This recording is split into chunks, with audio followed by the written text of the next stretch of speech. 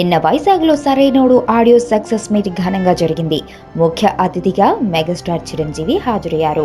ఈ సందర్భంగా మెగావారు మాట్లాడిన స్పీచ్ వెనుక అంతరార్థం ఏమిటన్నది ఇప్పుడు సినీ జనాల్లో మైండ్స్లో మెదులుతున్న ప్రశ్న.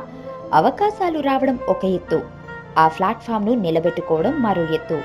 అభిమానుల చేత సభాష్ అనిపించుకోవడం మాత్రం హీరోల చేతుల్లోనే ఉంది. వెనకాల మెగాస్టార్ ఉన్నాడు, మెగా ఫ్యాన్స్ రెడీమేడ్గా ఉన్నారు. మాకేమీ తిరుగులేదు అని ధీమాతో ఉంటే ఎదురు దెబ్బతినే అవకాశాలు ఉన్నాయి. ఇవి మెగాస్టార్ చెప్పిన మాటలు. ఈ మాటలు సర్దార్ గురించేనా అనేది ఇప్పుడు ప్రతి ఒక్కరి మధ్యలో ఉన్న ప్రశ్న. ఈ మాటలు చెప్పే సమయంలో చిరంజీవి ఎక్స్ప్రెషన్స్ కూడా కాస్త సెటారికల్గా ఉండడం విశేషం. సర్దార్ గబ్బర్ సింగ్ కోసం పవన్ కష్టపడినప్పటికీ సినిమా ఎలా ఉన్నా ప్రేక్షకులు ఆదరించేస్తారని, అభిమానుల్ని లైట్గా తీసుకున్నారనే అభిప్రాయంలో ఉన్నారనే మాట సినిమా రిలీజ్ తర్వాత వినిపించింది. తెర మీద తనొక్కడే నడిపించగలననుకోవడం కూడా సర్దార్కు దెబ్బతీసింది.